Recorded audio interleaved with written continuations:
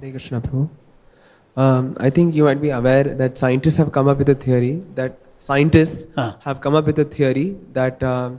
what you see is not what it seems. Like for example, if it's a red apple, it's an image that is created by the material eyes, and it's not actually red. I mean, it seems that way because of the image that is formed behind the eyes.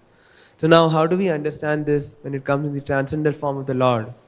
So what you see is basically, in terms of scientists, they say that what you see is actually not what it seems. It's not actually. We also say that. What we see is not actually what is there. When it comes in terms of the Lord, how do we? It is all three modes of material nature interacting. Your senses of seeing and the seen together give that effect. So in the material world, everything is creating that effect. Apple's form is not there actually. Apple's color, apple's form is not actually there independently.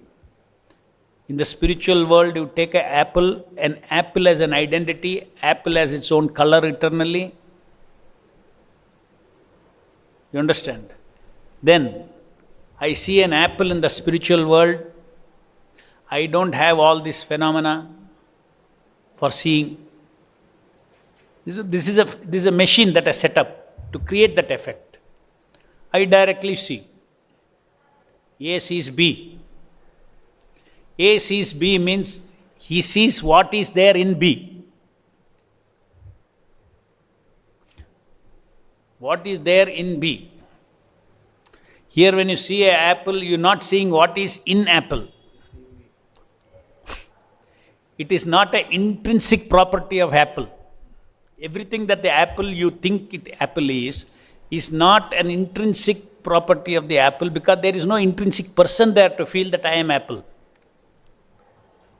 I am an apple, I am this form, I am this color. It's not there. Whereas there everything is intrinsically person.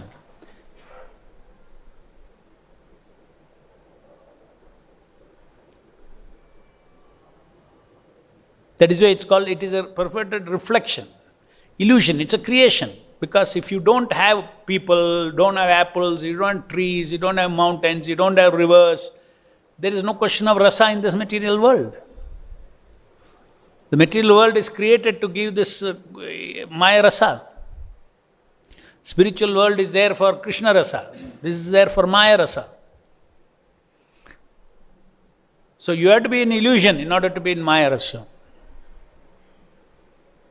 That is why you become devotee for some time. Even after you bloop, you cannot enjoy the world the way you used to enjoy before. Too many things you know. If you are ignorant, then you will be, oh, my wife is everything for me. My husband is everything for me. We are in love with each other. All these things. Let's say you become devotees for some time, for a few years. Afterwards, you leave Krishna consciousness. Then you marry.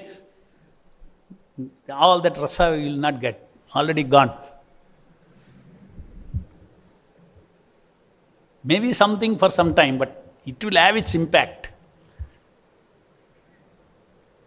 The temporary nature of the material world will always come and strike you.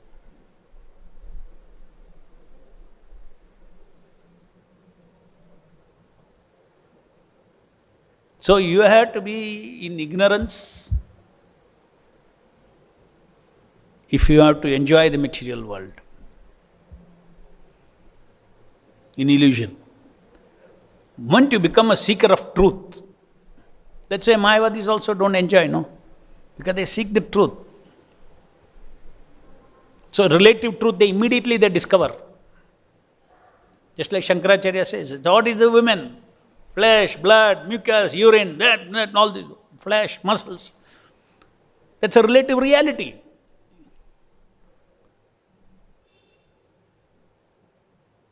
So if you think like that, then you cannot enjoy.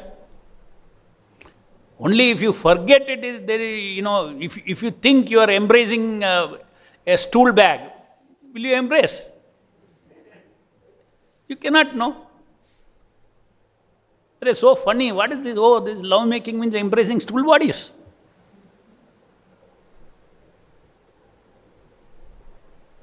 Cannot. You have to be fully in illusion.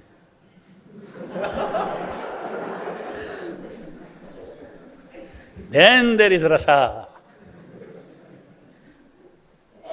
In fully to be illusion, your intelligence has to be drugged. Moment intelligence is alert, spiritual intelligence is alert, you cannot enjoy. It has to be drugged. And the drugging agency, that is drugging business, is Maya. That is why Prabhupada said, we are all haunted. We are all drugged by Maya. Drug addicts. And Nithyam Bhagavata Seva is de-addiction program. We de-addict ourselves from this illusion. And once you get de-addicted, you will feel the real freedom, Atma's freedom.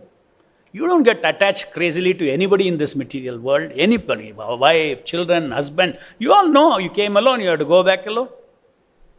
This transmigration. Then who is my eternal Lord? Paramatma. He is my eternal Lord, life after life. Let me cultivate, let me develop a relationship with Him. That is Krishna consciousness.